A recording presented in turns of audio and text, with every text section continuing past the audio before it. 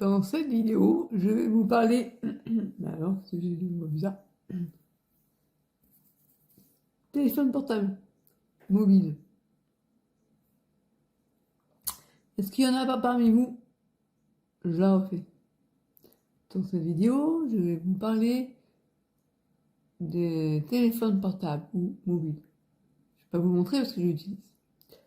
Est-ce qu'il y en a parmi vous qui ont connu la vie sans téléphone portable? Peut-être à vue de nez, comme ça, je dirais à peu près à 25 ans de ça, ça a commencé. La première fois que j'ai eu un téléphone portable, c'était mon frère qui en avait acheté un et qui nous avait dit à ma mère et à moi, à mes parents et à moi, voilà, j'ai acheté un téléphone portable, comme ça on pourra me joindre tout le temps. Et moi, je me disais, à l'époque, ça coûtait très cher, pas comme maintenant, pour l'achat et pour la communication. Et je lui disais, bon, un peu comme on avait dit pour Internet, ça va, c'est la mode. Oh, je savais pas lui dire que c'était la mode, je lui dis, bon, à quoi ça sert vraiment, c'est un fixe, c'est aussi bien. Enfin, moi en tout cas, ça a un peu utilité. Mais souvent, ce que je voyais, c'est la chiant, parce que tout le temps, on va se passer sur toute sa vie au téléphone, on va pas nous joindre en permanence. Enfin, au départ, je ne voyais pas l'utilité. Maintenant, maintenant, c'est très différent. Et demain, je ne vous en parle parce que demain, je dois le ramener ce téléphone parce qu'il est, enfin, il est cassé. Je l'ai pas fait tomber, il est cassé naturellement. En fait, c'est le Samsung là, qui se plie, se déplie, qui est pratique pour moi parce que je peux mettre dans la poche. Il se craquelle en fait. Et en plus, maintenant, il veut plus se connecter, donc c'est compliqué. Donc, pour envoyer les vidéos, il faut que je passe par YouTube. J'envoie sur YouTube et après, je récupère sur mon ordinateur. C'est compliqué. Voilà. Et donc, je me disais, comment je vais faire pendant 10 jours sans téléphone? Et d'où le sujet. Alors, on parle des abus, hein, que ce soit par exemple problème de harcèlement qui peut avoir eu aussi sur, le- sur les réseaux, le cyberharcèlement pour les jeunes, pour les protéger d'Internet, tout ça. Mais les mobiles, ça a quand même aussi un intérêt, c'est qu'on est joignable tout le temps, hein, pour ceux qui laissent allumer leur téléphone ou qui le laissent en mode, qui ne le mettent pas en mode avion, comme moi je fais tout le temps parce que j'aime pas être dérangée. Notamment comme je fais souvent la sieste, hein, tous les jours je fais la sieste et j'aime pas qu'on me dérange pendant que je dors. Et c'est vrai que bon, bah, si j'oublie de l'éteindre, je suis embêtée. Donc, puis j'aime pas être dérangée tout le temps permanent par mon téléphone. Donc je le mets en mode avion souvent. Bref, en tout cas, pour moi, l'utilité, ça devient maintenant vital. Enfin, imaginez notre vie actuelle avec une sclérose en plaques, vivant seul et pas avoir ni internet ni téléphone portable. Le téléphone, le fixe. Ah, de plus en plus maintenant, le fixe, on l'utilise quasiment pas, quoi. Tout à l'heure, il a sonné, je me suis demandé ce que c'était, le téléphone qui sonnait. Donc, bah là, l'avantage, c'est que si je tombe, par exemple, si j'ai le téléphone dans ma poche et que je ne casse pas le téléphone en tombant, je peux appeler quelqu'un, voilà. Donc, pour moi, que ce soit Internet ou téléphone, c'est devenu vital, quoi. Un outil dont je peux pas me passer. Alors qu'à une époque, bah, quand j'ai commencé à utiliser les portables, je demandais à un ami, je voulais envoyer un texto à quelqu'un, et comment on fait? Tu peux me montrer, tu le fais?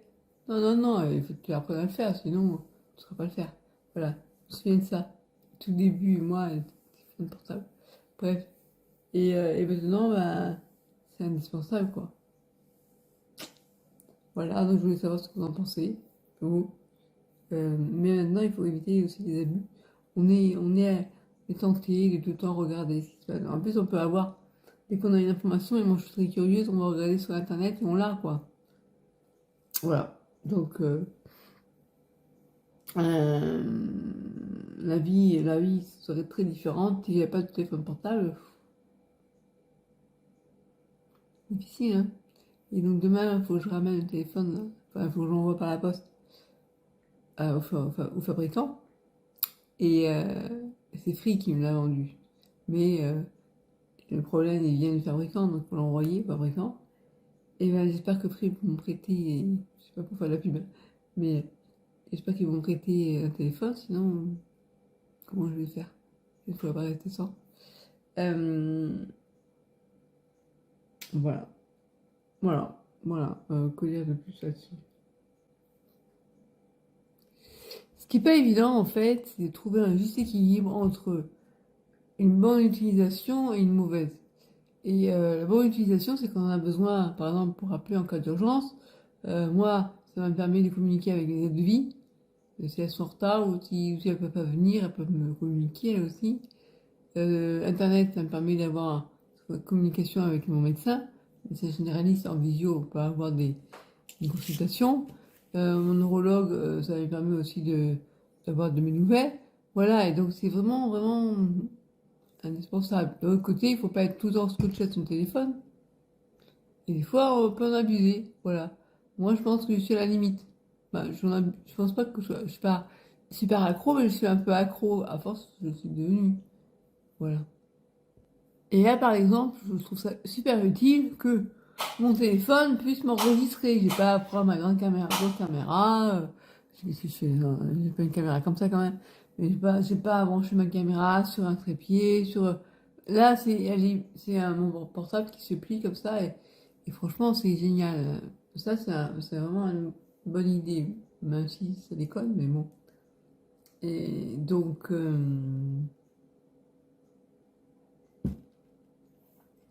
ça permet une nouvelle utilisation en fait.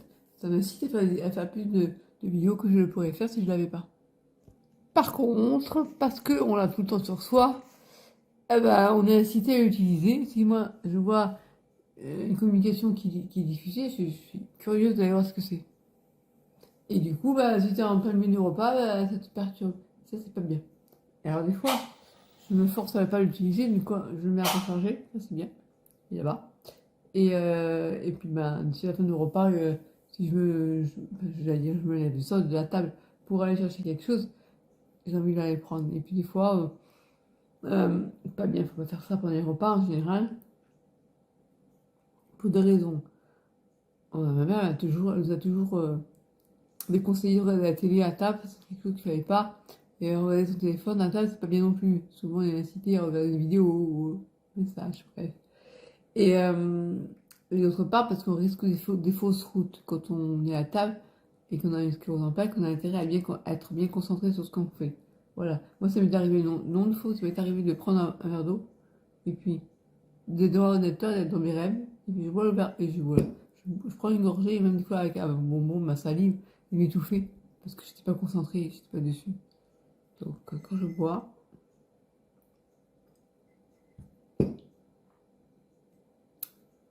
là souvent on fait plusieurs choses à la fois en fait.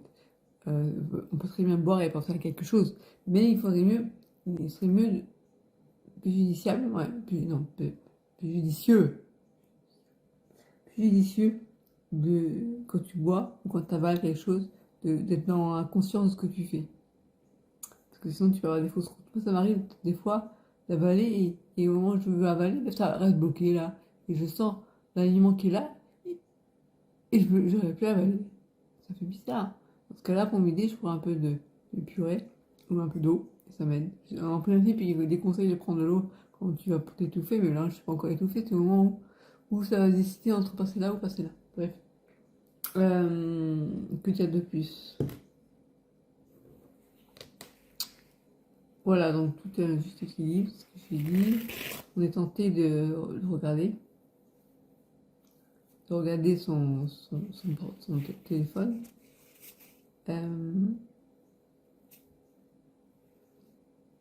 Mais c'est utile. Donc en fait, c'est un peu comme tout. Hein.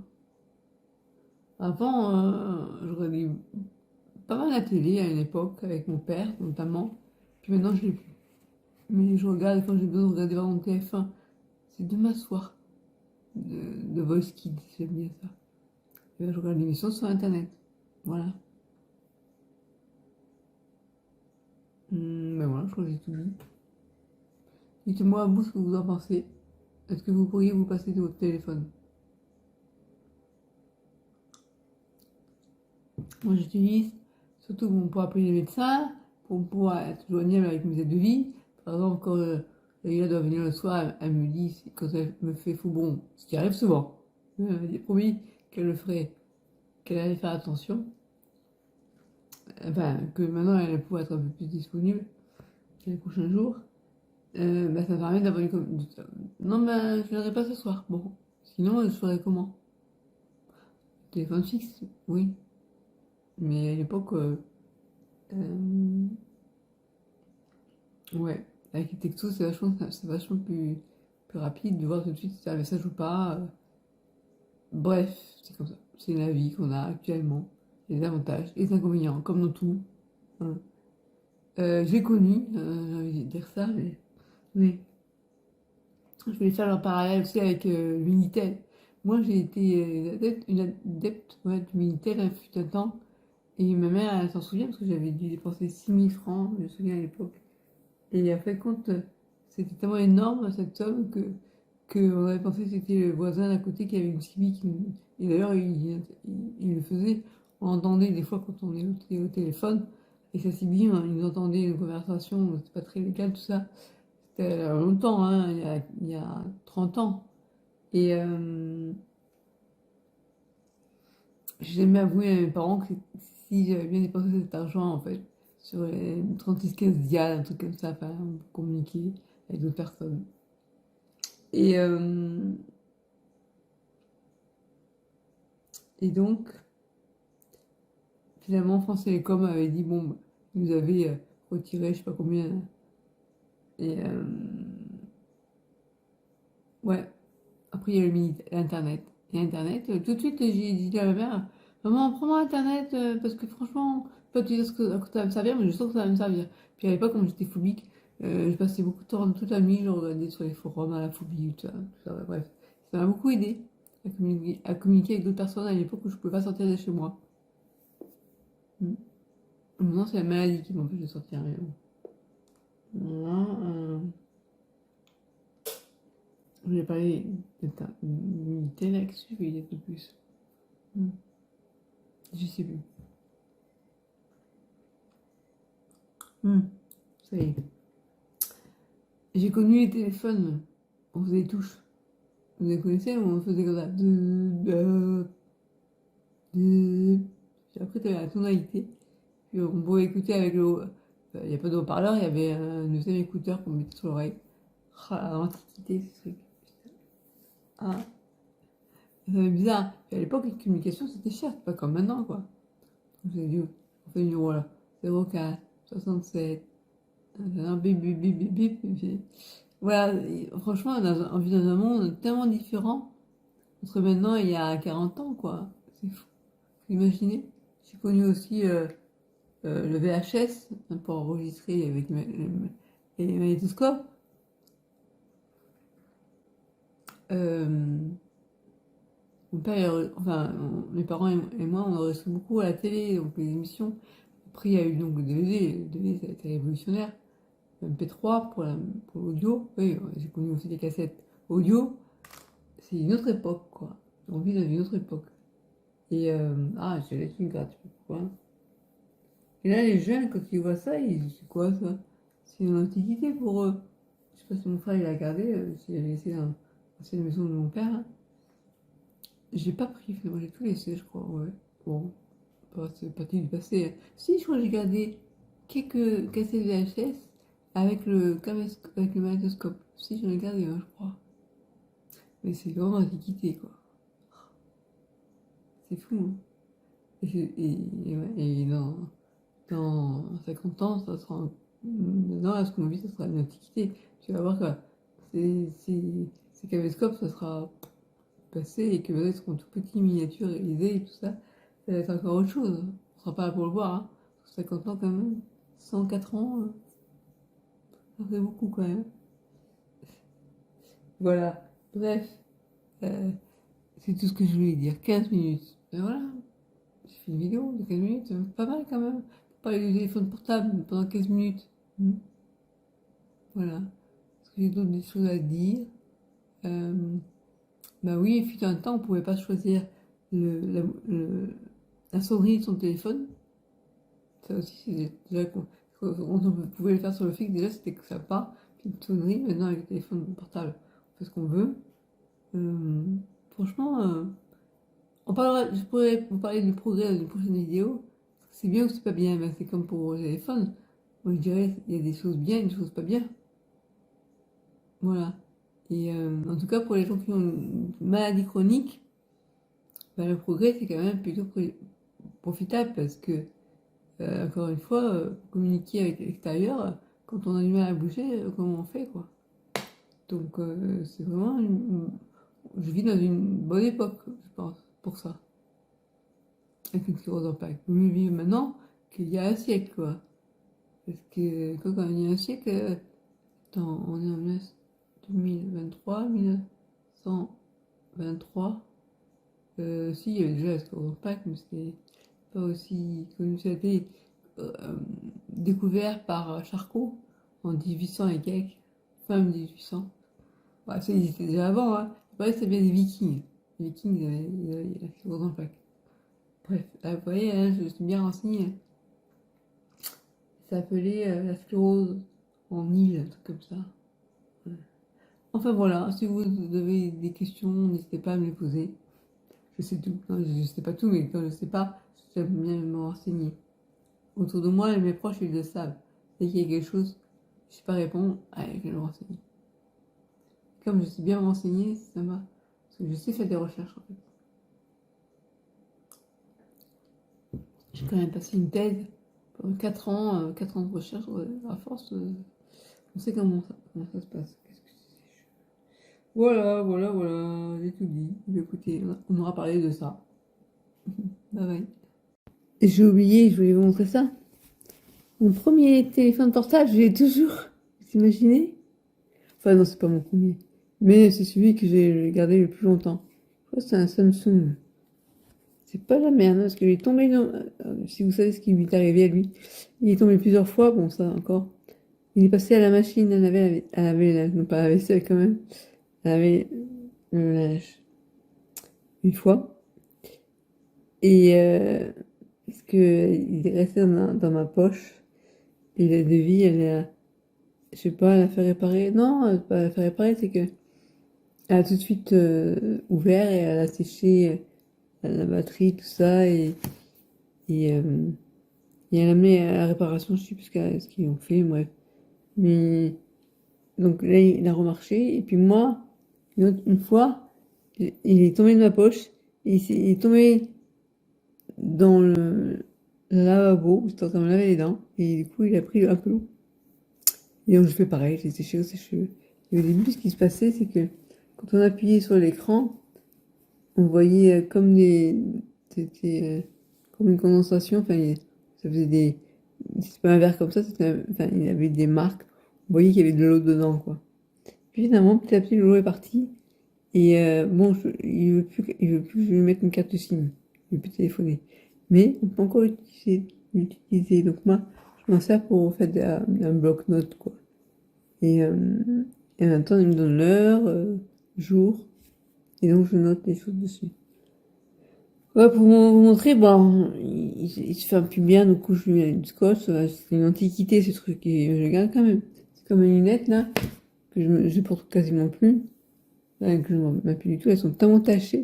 Et demain, justement, je vais aller chez l'opticien pour les faire, comment dire, les verres. Je voulais qu'ils les remettent. Les anciens, mais ils voulaient pas parce j'avais pas l'ordonnance. Ils m'ont fait une ordonnance, plus actualisée, mais ça me va pas. Donc, du coup, je leur ai demandé de remettre dans les anciennes. Ouais, c'était compliqué. Bref, j'ai même écrit au siège social et finalement, ils m'accordent de me le refaire, de me le reprendre et de me le refaire. Parce que ça colle pas, quoi. Ça va pas. Et donc, j'irai, parce qu'elles sont moins fortes que celles que j'ai là. J'ai une qui sont des progressives, mais pour voir de près, j'utilise pas vraiment. Et bref, donc, je pense que je vais les ramener. Parce que ça coûte cher, hein, sur pour moi, mes lunettes. Et 3 lunettes sur une seule, ça fait cher. Et bref, voilà. Et pourquoi je vous disais ça? Parce que les montures, ça fait 10 ans que je les ai. Plus de 10 ans que je garde même monture de lunettes et même verre. Du coup, les verres, ils sont morts. Il faut que je les fasse refaire.